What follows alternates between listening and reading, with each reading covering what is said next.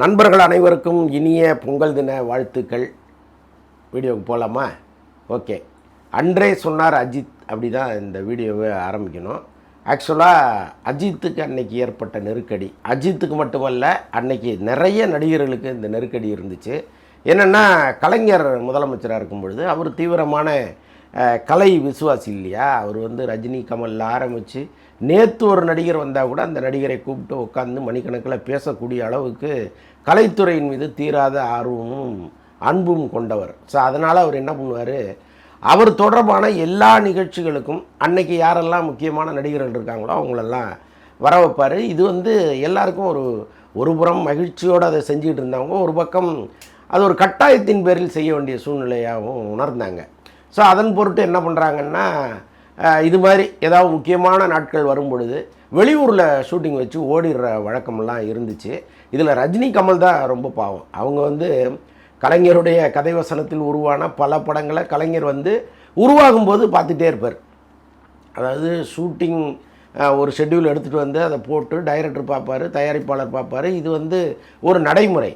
இப்போ அதெல்லாம் கிடையாது, அந்த குடும்பம் கூட இப்போ கிடையாது. தயாரிப்பாளரை கிட்டே சேர்க்க மாட்டேங்கிறாங்க, இயக்குனர் மட்டும் போட்டு பார்த்துட்டு இருப்பார். ஆனால் அன்றைக்கி அப்படி ஒரு வழக்கம் இருந்துச்சு. அப்போ என்ன பண்ணுவாங்கன்னா, கலைஞரும் பார்ப்பார், அவர் எடுத்த வரைக்கும் ஒழுங்காக எடுத்திருக்காங்களா அப்படின்னு.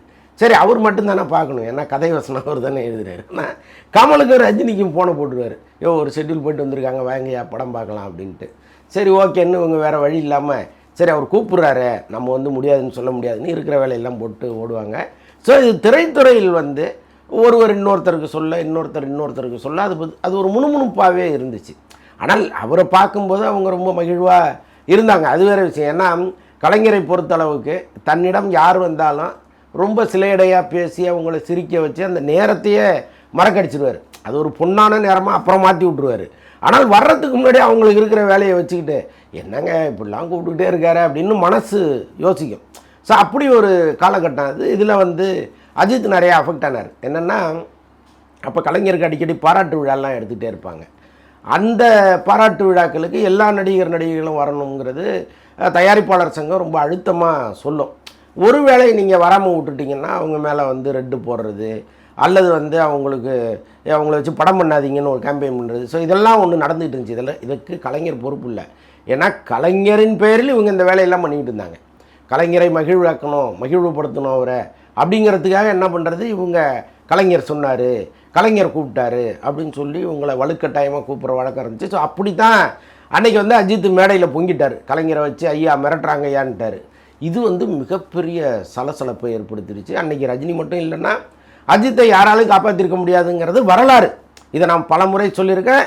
அடுத்தடுத்து வீடியோ பார்க்குறவங்களுக்கு யாரோ இந்த கருத்துக்களை கட்டாயமாக சொல்லியிருப்பாங்க. ஸோ அதனால் இந்த நடிகர்களுக்கு ஆளுங்கட்சி சார்பாக தரப்படுகிற அழுத்தம்ங்கிறது இன்டர்நெட்டில் பல வருடமாக இருந்துகிட்ருக்கு. அது ஒரு முகச்சுளிப்போடையே அவங்க கடந்து போகிறாங்க. அந்த மேடைகளில் அதை அவங்க வெளிக்காட்டலைன்னா கூட அதை பின்னால் போய் என்னங்க ஒரு தொல்லையாக இருக்குது அப்படின்னு புலம்பிட்டு போகிறதெல்லாம் நம்ம பார்க்குறோம். ஒன்றும் இல்லை, இப்போ முதல்வருக்கு பிறந்த நாள் வந்துச்சுனாலும் சரி, துணை முதல்வருக்கு பிறந்த நாள் வந்துச்சுனாலும் சரி, அல்லது கலைஞருக்கு ஏதாவது அவர் நினைவு தொடர்பாக ஏதாவது நாட்கள் வந்தாலும் சரி, உடனடியாக அங்கே திரைத்துறையில் இருக்கிறவர்களை வர வச்சு ஒரு நிகழ்ச்சியை நடத்துவது அமைச்சர் சேகர்பாபுடைய வழக்கமாக இருக்குது.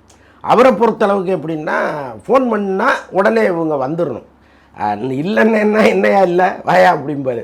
ஸோ அதுக்கு பயந்துட்டே பல பேர் கிளம்பி போயிடுறது. அப்படிலாம் சிவகார்த்திகேயன் சமீபத்தில் ஒரு திமுக மேடையில் போய் பேசினதெல்லாம் நீங்கள் பார்த்துருக்கலாம்.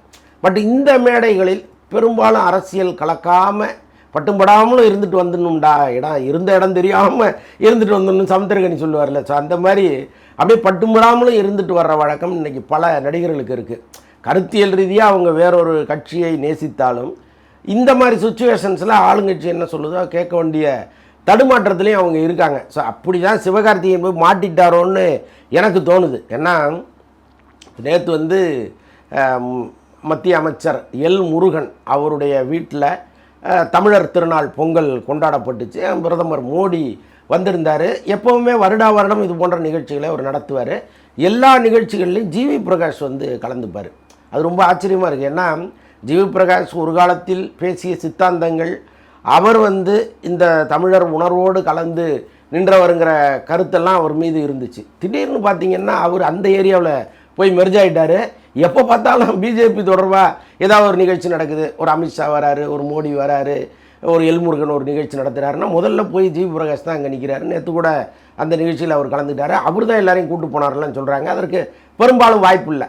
ஏன்னா ஒரு பிரதமர் அலுவலகத்திலிருந்து ஒரு அழைப்பு வரும்பொழுது அவங்க ரொம்ப முக்கியமான நபர்களாக இல்லாட்டி அந்த அழைப்பு வரவே வராது. இப்போ பராசக்தி படம் வந்து ஒரு மிகப்பெரிய சர்ச்சையை கிளப்பியிருக்கு. உள்ளபடியே நான் என்ன நினச்சேன்னா, இந்த பராசக்தி படத்தின் கருத்து வந்து ஒரு பெரிய சர்ச்சையை ஏற்படுத்தும் அப்படின்னு தான் நான் முதல்ல நினச்சேன். ஆனால் அந்த கருத்து எழுப்ப வேண்டிய எல்லா பிரச்சனைகளையும் சுதா கொங்கரா மீதும் சிவகார்த்திகேயன் மீதும் தனிப்பட்ட முறையில் ஏற்படுத்தும்படி அவர்கள் நடந்து கொண்டார்கள். அதில் வந்து எந்த சந்தேகமும் கிடையாது. ஏன்னா ஒருபுறம் சுதா கொங்கரா விஜய் ரசிகர்களை குண்டர்கள்னும் ரவுடிகள்னும் சொன்னது பெரிய எரிச்சலை விஜய் ரசிகர்களுக்கு ஏற்படுத்தியிருக்கு. அதாவது சிவகார்த்திகேயன் விஜய் மோதல்ங்கிறது இங்கே ஒன்று நடந்துக்கிட்டு இருக்கு.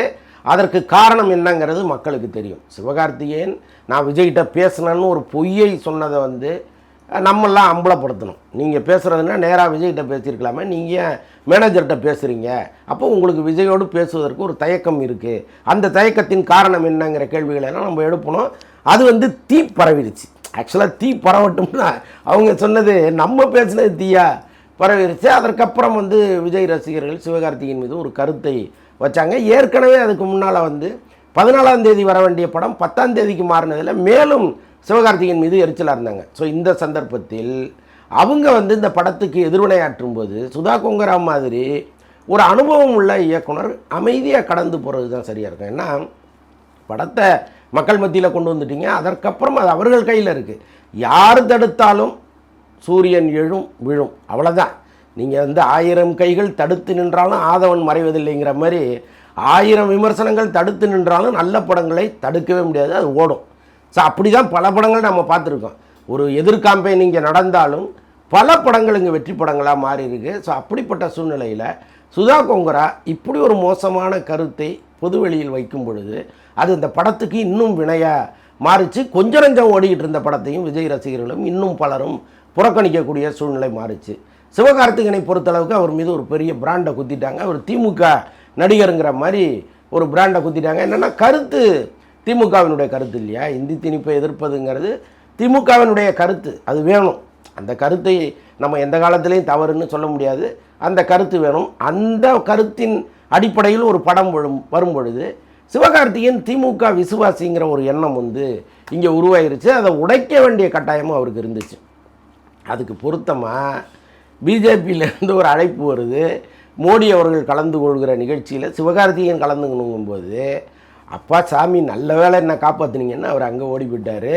சிங்கத்துக்கு பயந்து புலி குகையில் போய் பூந்த கதையாக மாறி போச்சு. இங்கே திமுக உணர்வலாராக இருந்தால் கூட ஓரளவுக்கு அதை ஏற்றுட்டு போயிடலாம், நம்மளாம் அண்ணன் தம்பி ஒன்றுக்குள்ளே ஒன்று அப்படின்னு. நீ எல்லை தாண்டி அங்கே போய் ஜாயின் பண்ணும்போது இன்னும் கடுப்பாகி அடிக்க ஆரம்பிச்சிருக்கான். ஸோ நேத்திலேருந்து அது ஸ்டார்ட் ஆகிடுச்சு. இதுதான் பெரிய துரதிருஷ்டம்ங்கிறது. ஸோ இதுக்கடையில் காங்கிரஸ் திமுக ஒரு பிளவை நோக்கி போயிட்டுருக்கு. காங்கிரஸ் வந்து தாவேக்காவை நோக்கி வர்ற ஒரு சூழ்நிலை இருக்குது. பிஜேபி வந்து இப்போ காங்கிரஸை திமுக கைட்டு விட்டுடுச்சுன்னா பிஜேபி வந்து லைட்டாக ஒரு கருணை பார்வையை திமுக மீது வைக்கும். ஒரே அடியாக போய் கூட்டணி வைக்க முடியாது, அவ்வளோ சீக்கிரம் அதை செய்யவும் முடியாது. ஏன்னா எதிரெதிர் திசையில் இருந்த 2 பேர் வந்து ஒரு 15 நாளில் ஒரு தொகுதி உடன்பாடோ அல்லது ஏதோ ஒன்று நடத்திக்கிட்டு அங்கே போனால் அதை விட அசிங்கம் வேறு ஒன்றும் இருக்க முடியாது. ஸோ அதனால் போக முடியாது. ஆனால் ஒரு இணக்கமான சூழலை ஏற்படுத்தினதில் சிவகார்த்திகேயனுக்கு ஒரு பெரும் பங்கு வந்துடுச்சு. பாருங்கள், தெரிஞ்சோ தெரியாமலோ இந்த அரசியல் குழியில் அந்த அளவு வந்து விழுந்துட்டார். நிஜமாக ரொம்ப பரிதாபமாக இருக்குது. இந்த மாதிரி இவர் அழுத்தம் கொடுக்குறாருன்னு இங்கே போகிறதும் அவர் அழுத்தம் கொடுக்குறாருன்னு இங்கே போகிறதும் எதிர்கால கலை உலக வாழ்க்கைக்கே பெரிய குந்தகம் விளைவிச்சிடும். ஏற்கனவே பல பேரை நம்ம பார்த்துருக்கோம். இப்போவும் நான் வந்து சில நேரங்களில் நினைக்கிறது உண்டு, இந்த தியாகு, வாகை சந்திரசேகர், பிரமாதமான இயக்குனர் ராமநாராயணன் அவர்கள், இவங்க எல்லாமே வந்து ஏதோ திமுகவினுடைய கொள்கையால் ஈர்க்கப்பட்டு அந்த பக்கம் போயிட்டாங்க. ஒருவேளை திமுக பக்கம் போகாமல் இவங்க தனியாக வந்து அவர்களுடைய கலை மட்டுமே முக்கியம்னு இருந்திருந்தாங்கன்னா இன்றைக்கி அவங்களுக்கெல்லாம் அந்த திரையுலகம் கொடுத்துருக்கிற இடம் வேறொன்றாக இருக்குங்கிறது என்னுடைய கருத்து.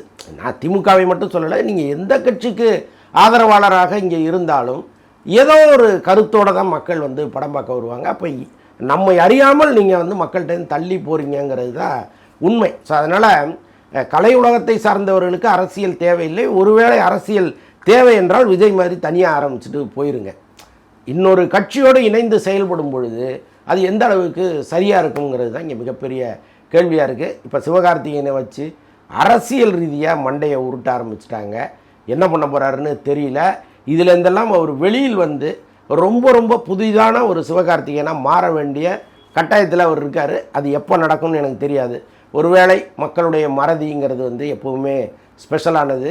இன்றைக்கி தாம் தும்னு கொதிக்கிற மொத்த பேரும் வெங்கட் பிரபு படம் வரும் பொழுது சிவகார்த்திகேயனுக்கு ஆதரவாகவும் பேசுவதற்கு நிறைய வாய்ப்புகள் இருக்குது. படத்தை படமாக பார்ப்பதற்கும் நிறைய வாய்ப்புகள் இருக்குது. ஸோ அது வரைக்கும் இந்த அனுபவசாலியான சுதா கொங்கரா போன்றவர்கள் சற்று அமைதி காப்பது நல்லது. படம் வந்து ரொம்ப சிறப்பாக இருக்கிற பட்சத்தில் கட்டாயமாக எல்லா எதிர்வினைகளையும் தாண்டி ஓடுங்கிற ஒரு எண்ணத்தை, ஒரு உண்மையை அவங்க புரிஞ்சுக்கிட்டாலே போதும். அதை புரிஞ்சுக்காமல் தன்னுடைய தோல்வியை யார் தலையிலையோ இறக்கி வைக்கிற அநியாயம் இருக்குல்ல, அது ரொம்ப ரொம்ப அநியாயமானது.